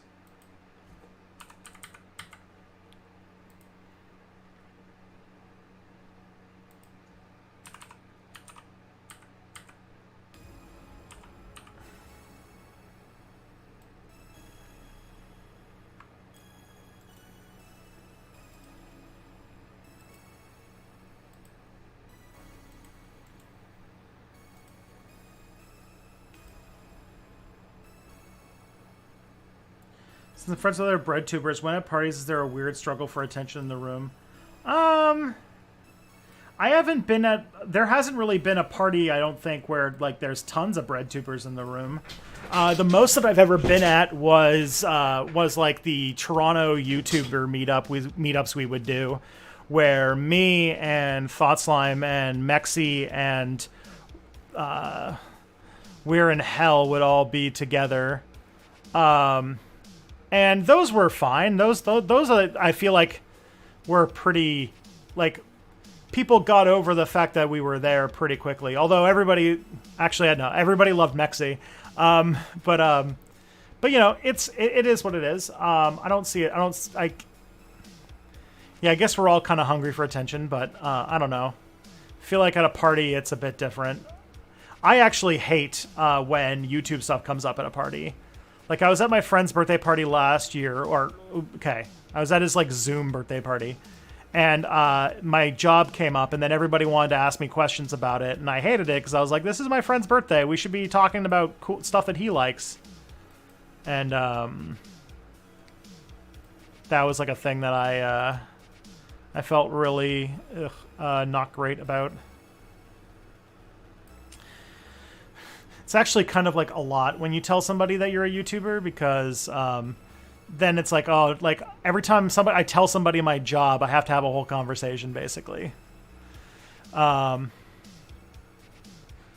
Which, like, sometimes I wish I didn't have to do. Sometimes I wish I was just like, oh yeah, I work in sales, you know?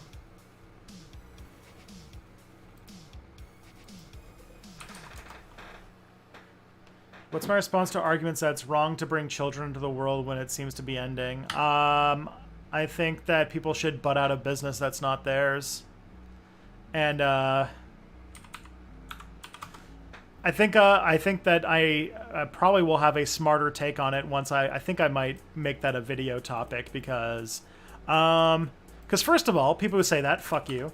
But second of all, you know, it shows a lot of, like, you know, lack of dedication to making the world a better place if you are not invested in it being made better, because, you know, you'll be you don't like, when you have a kid.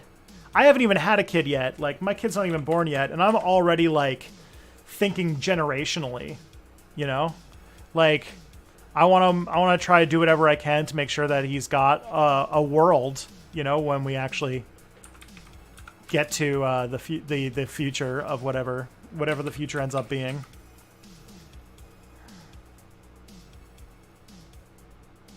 Who is the worst bread tuber in your opinion, in case of their takes? Oh, yeah, that's easy. It's Vosh.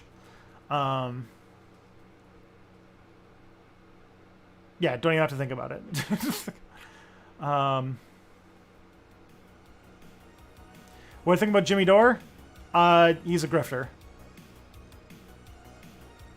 Jimmy Dore is a grifter who is essentially now repackaging fascism for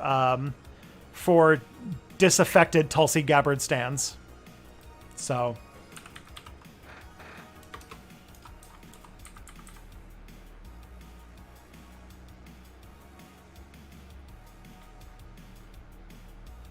Peter Coffin's way worse. Yeah, well, Peter Coffin makes a very big deal about saying that they're not part of BreadTube. In fact, their entire shtick now is talking about how BreadTube is a vast evil conspiracy, hell-bent on ruining everything that is good in the world. So, I didn't include them in that.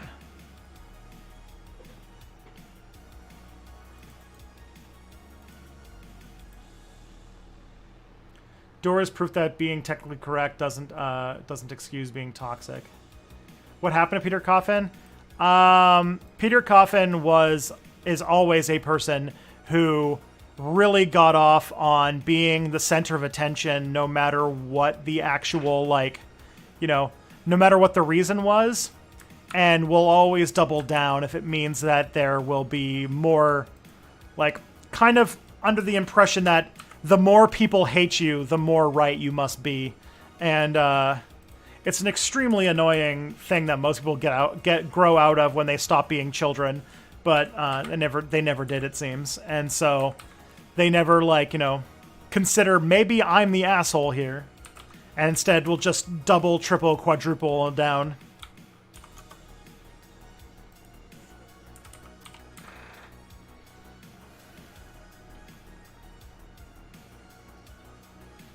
RedTube conspiracy like Caleb Mopen. Yeah, the two of them are like friends. Like Peter Coffin defends Caleb Mopen like constantly.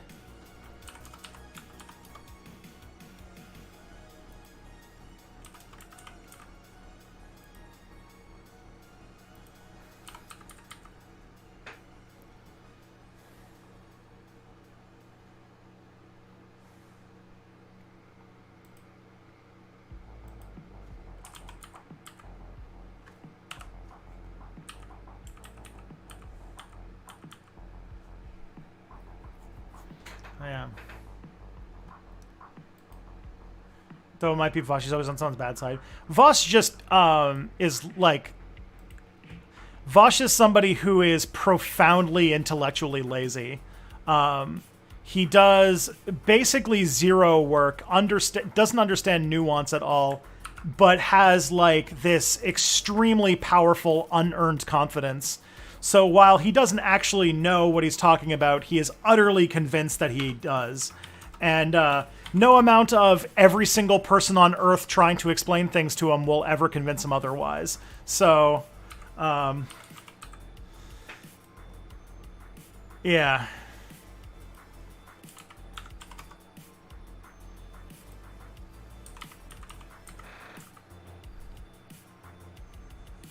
Is the choice to have a child always like a morally neutral personal choice? Like if somebody is living in a concentration camp, can you morally impugn them for deliberately having a child?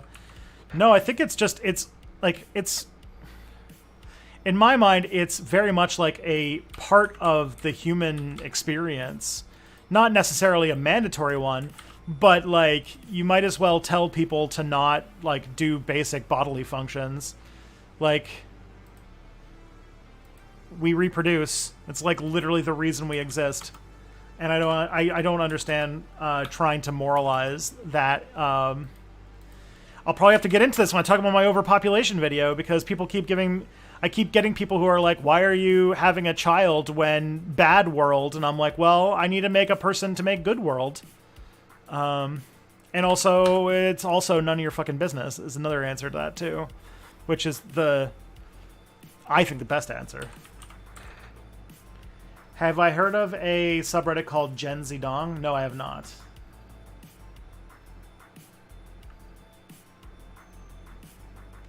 Overpopulation is a myth, yes. I am making a whole video about that exact topic. But specifically, it's the fact that it's a myth is not important to the people who push for it, because the people who are pushing for this kind of thing are not doing it because they are like because they genuinely believe that population control is the thing that's going to save us. They do it because they believe that they think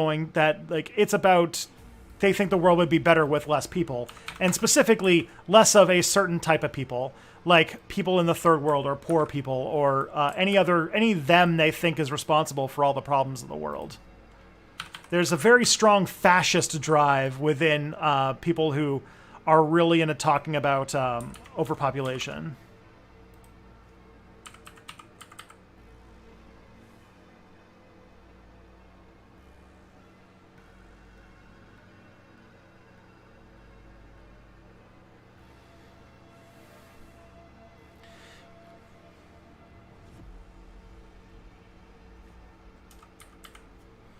The real reason we're alive is because of the Big Bang? Yeah, I guess so.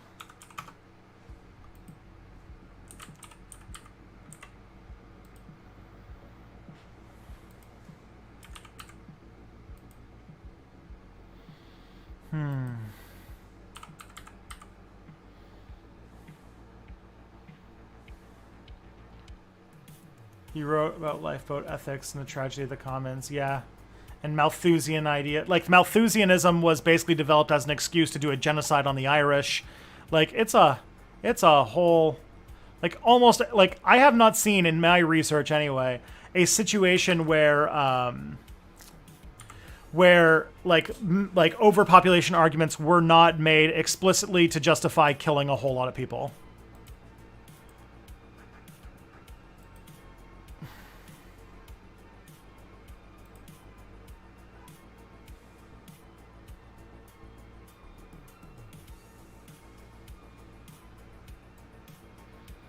And also, like, there's the other argument too, I guess, about having a kid, which is that if leftists don't have kids, then the future definitely belongs to the reactionaries. And is that a thing we want? Because it's not a thing I want. That's for sure.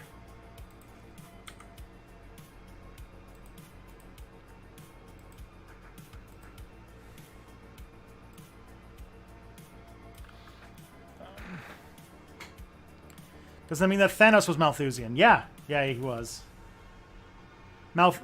Like, Thanos is basically a, like, over-the-top parody of Malthusianism, yeah. Where are you feeling with the likelihoods of a good future? I don't like to predict in that kind of way. My answer is that is a game that has yet to be, like, we're still in the game. Good future is still possible. And I know that one thing that will not contribute to making things better, and that is, you know, giving up and falling for doomer shit and, you know,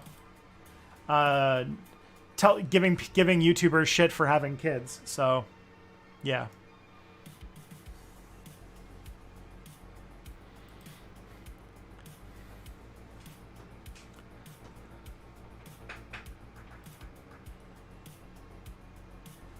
Oh, man. I got friends who identify as leftists but love the movie Idiocracy, which is basically just elite liberal eugenics. Oh yeah, it's Mike Judge. Mike Judge is like a right-wing libertarian. There's a very strong right-wing current within the movie Idiocracy. Is cannibalism okay? I mean, it's not very healthy for you. Humans are gross. And on top of that, like, cannibalizing nerve tissue gives you prion disease, which is very deadly. Should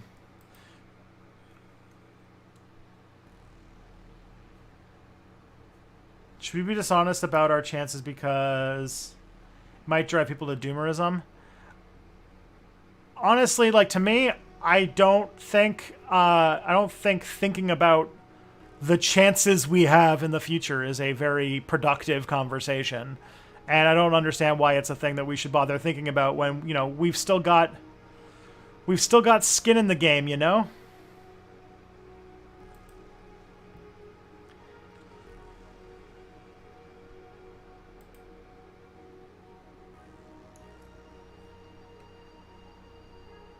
Isn't mad cow disease a prion disease? Yes.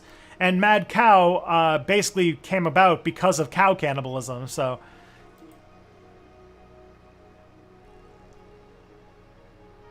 Mike Judge is in the King of the Hill creator. Oh man, that's a blow. Yeah. The creator of King of the Hill is pretty conservative. He's like a kind of a libertarian kind of guy. If you watch the show again, you can kind of pick that up. Not all of the writers' room was obviously that way, but some of them were.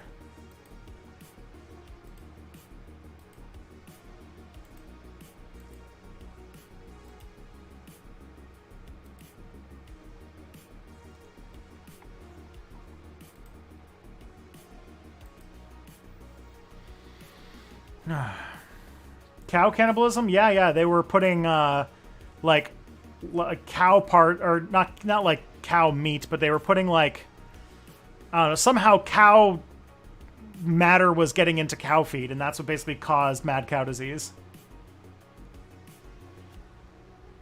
There was also this disease. There was a group of people, I think it was somewhere in Papua New Guinea, who practiced, who ate the brains of the deceased as part of their funerary practice.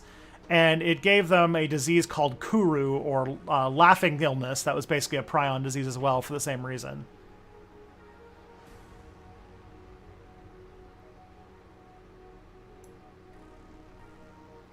If there was cannibalism, who would you want to cannibalize? Let's give Jeff Bezos. Just the richest people on Earth.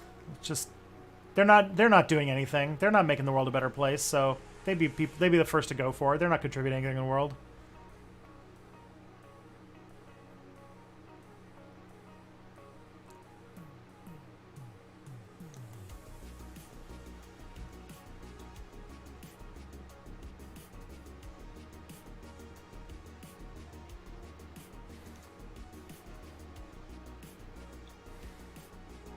It was used as a protein filling. Okay.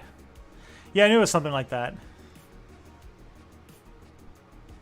The Forbes 500 is just a menu. Yeah, there you go.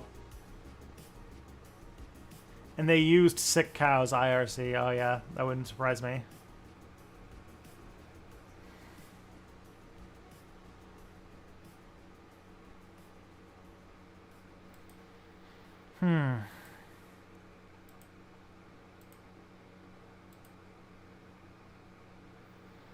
Oh, man. So we are getting close to the end of the stream.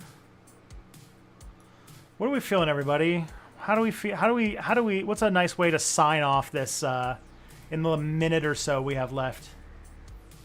Will there ever be a Cold War between China and the U.S.? Definitely seems like it is, because it looks like the U.S. is trying to start one. How do we remove nerve tissue from meat?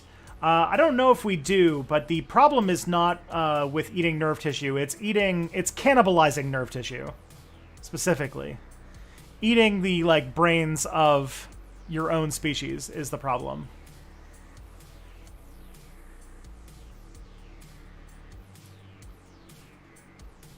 Was it like a consideration of what will the world be like when my kid is 18? Sure. Yeah. The world's gonna be the world's gonna be a different place. The kid's gonna grow up in a very different world than the one I grew up in. But you know, the weird thing about humans is that we do find ways to get by in very, very different contexts. So that's you know, that's a thing that's on my mind. Is that we're a remarkably resilient species, and that whatever comes, I'm sure my kid will do just fine. Alrighty, I think that is plenty of internet to plenty of internet for one night. I'm going to we're gonna raid Lumiru, but I'll be back on Monday, and yeah, be good to yourself, be good to each other, and yeah, just, you know, love and treasure your fellow person. Alrighty.